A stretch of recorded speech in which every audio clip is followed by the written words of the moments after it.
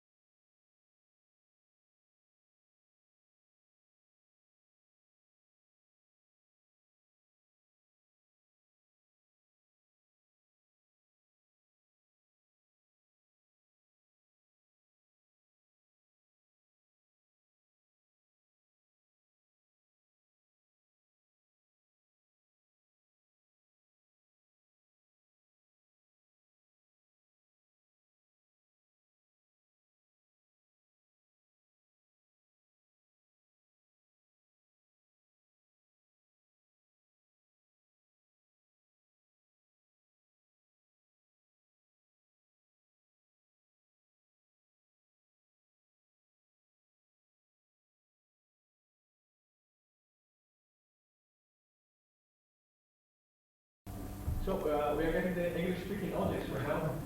We're switching language. Okay. If I'm making work with pixel art, actually, you may want to do several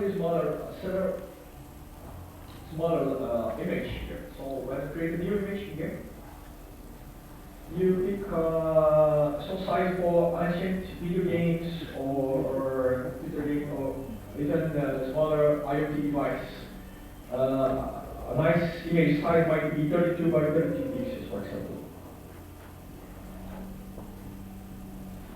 So the way LGM since 2008 to work with pixel by pixel images, if you try to use the pencil tool, I can reduce the brush size to 1, as you can see here. There's a size of 2 options. And I can zoom in. I'll press tab to hide away the blockers. Okay, it does show me each pixel individually on it, but when I paint on it, it won't paint each pixel, because the paintbrush code is fuzzy actually. So what it does, it actually spreads, actually, when I hit here, it takes several pixels and makes an average of the value. This makes a thing. So this makes this image, when you see it in its natural size, it looks smooth, or somewhat smooth. The nature of the pencil tool, on the other hand, so I'll just undo this. No, I like this as another layer. So I'll create another layer here, which we will fill with white just by dragging white from here. Okay, so we can compare things. Take the pencil tool on the other hand. The pencil tool is almost the same as the paintbrush tool, except that it never makes a partial pixel. Whatever size you paint with it, whatever brush form you use with it, it will always paint fully a pixel or not. On that, when you reduce the size of the pencil tool to 1, you actually can paint pixel by pixel. If you are doing it with a large zoom, so here we are with 1100 zoom factor, so this image is 11 times its natural size, which would be this. You actually paint like if you were painting a grid. So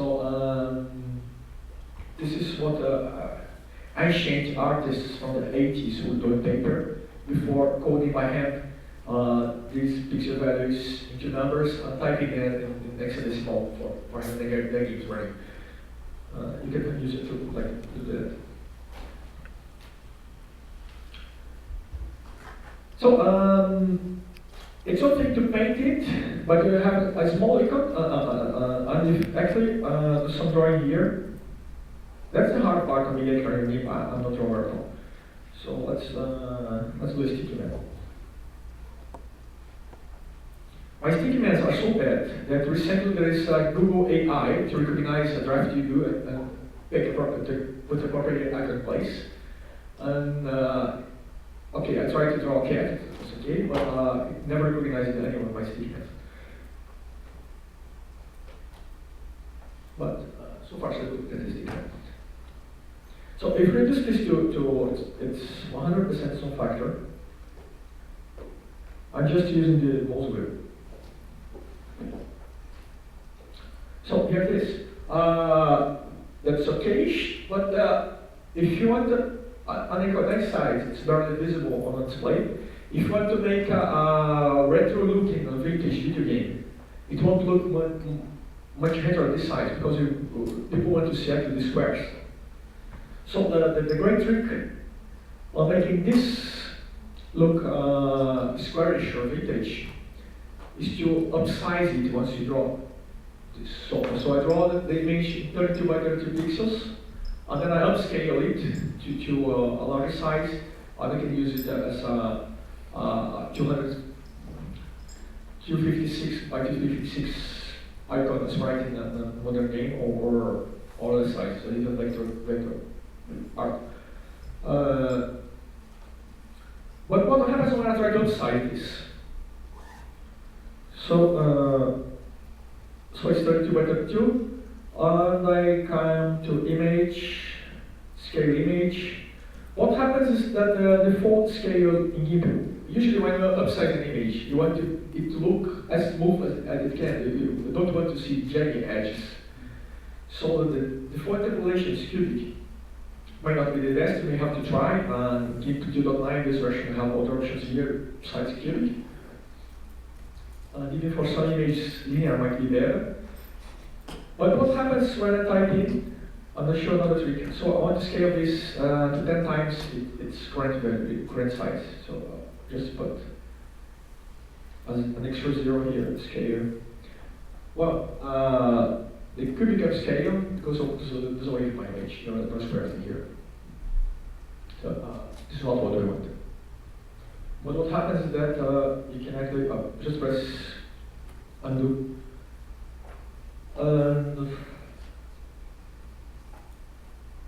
actually the very scale image, or you may work in separate layers and use the scale tool if you wish. Instead, set the scale algorithm to none. This, if I put an even factor here, it will just make each pixel become a larger square on the other edge.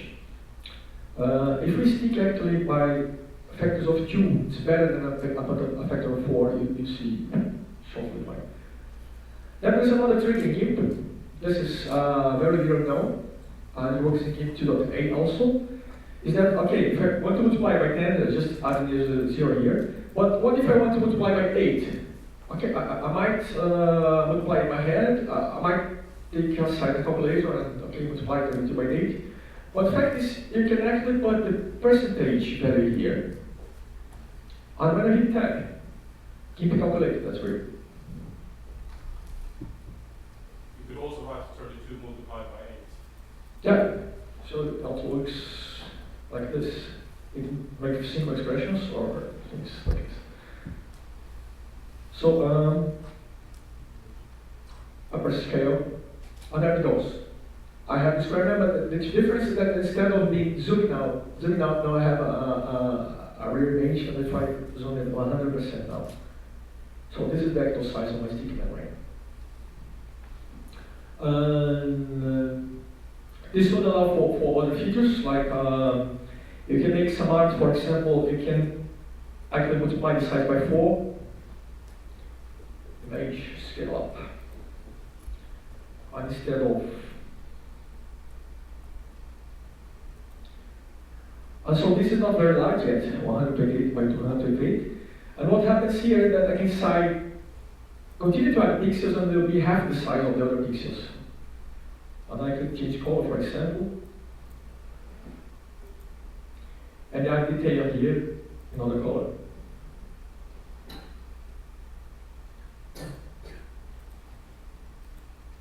So I can compare the size of the other pixels. So you can make vintage art with multiple size pixels. Like this. One other effect that might be interesting in this case. If I want to see the squares, that's okay, I can see the square body. But maybe it would be nice to actually see the individual squares as if they were tiles placed together, just like if they were, okay, they were in English just tiles, but in Portuguese you could have azulejos or pastilhas or yeah, interesting effect to put here is filters, render, pattern, read. So this is the new filter. Here I can use Gaggle, but classic GIMP does have it as well. So what is the, I think select a different layer. Oh, it's not showing the preview like this.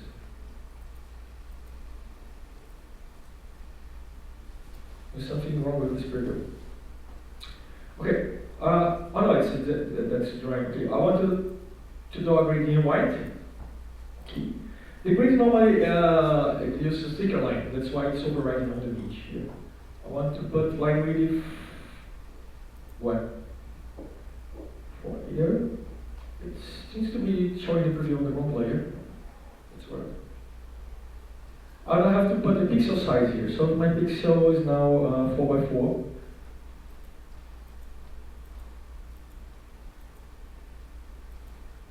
I could use just 8 here. Okay. But actually, it actually overwrote my sticky map. I'll just undo this and check whatever is wrong here. So I have this layer selected. I'll make a copy of the layer, just in case. Filters, we show grid. That's okay now. Okay. So what happens is that by 4 by 4, actually the lines you write also have the pixel that still work. Okay. So that is it. I put the grid size to the exact pixel size I had upscaled. Hit OK. And it made quite a strange thing to my layer actually. But okay. We might have some bug here. But that's it. You have tiled pixel art here that you can use in several. And you can then run a distort filter here, other things to have it look like jelly. You could run some filters adding noise here. So it's not like this, they spread like this. For example, I can fill a layer with some noise. I can get a new layer. On the filters, I want to do some smooth noise, some noise that does not trans abruptly from one place to another, like I'll have a field of different gradients. So one good thing to do there is to render, pattern, and plasma, which is here. Not plasma, noise here. Here. So whatever you want here. I can make this layer, I just put it as noise, separate names so it's easy to find it as input for the other filter. Render this invisible. Pick my tile. One nice thing to edit in GIMP, while we don't have non-destructive editing, that will be in a future version of the GIMP, is to always make a copy of your layers, so I can revert to the previous result if I want. So I copied my tiled sticky map. I then apply filters, map, and displays here. So what displays does, it takes another layer as input, And depending on the value of the other layer, it will spread pixels apart using them as maps. So if it's black, it will shift the pixel of the target layer to the left, to the left, and if it's white, it will shift the pixel to the right. So depending on the color, it will displace things around. And okay, your sampler, I just have to set the input here. So our input is noise. Okay. What is this? That's it.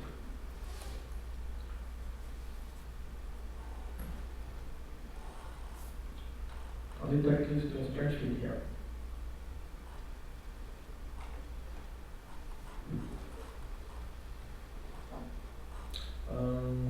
Looks like it's something weird with the alpha values here.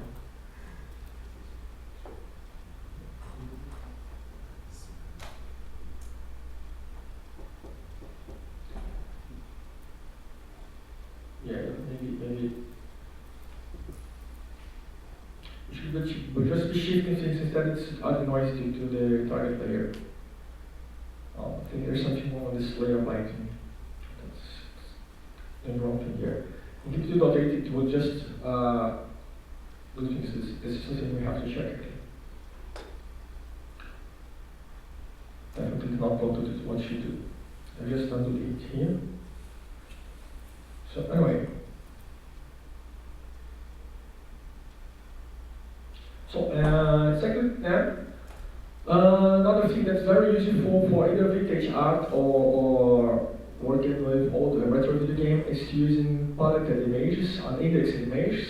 We won't have time to talk about that now, since we started late. But the interesting thing for using video games is because you can actually shift the paletting software, and old video games did that. So if you have one kind of enemy ship that came in one stage of your game, and in the other stage of your game they had the same ship again but in other colors all the time. So it was red and it was blue here. Even when loading, the image could just shift, okay, the color with index 2 that was red here will now be blue. You can write your code to do that. But nowadays you have actually memory enough on the computers that you run this just vintage looking video games to actually render the thing as red and blue. And you can actually just swap the color by using palette syncing. You can use a color map and just you change the red to blue with the game interface. I'll try to recover my sticky man. I'll just give one example then. And there's record separate images. So it's here. It's probably with strange alpha chain of strange transparency here layer. I do that by changing the mode to index here. So it made a conversion.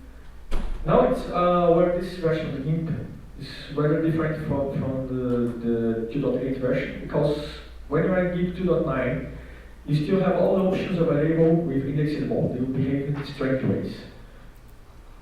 But GIMP 2.8, what you have is that most options are unavailable, they're just grayed out, because you can't perform a color blur if you don't have the color. And indexed mode, you have these colors to use, you can't create a new color at all. This version of GIMP just interpolates and creates a new color on the fly. Great. But then you get another of these dockers start to make sense. It's called color map. This one.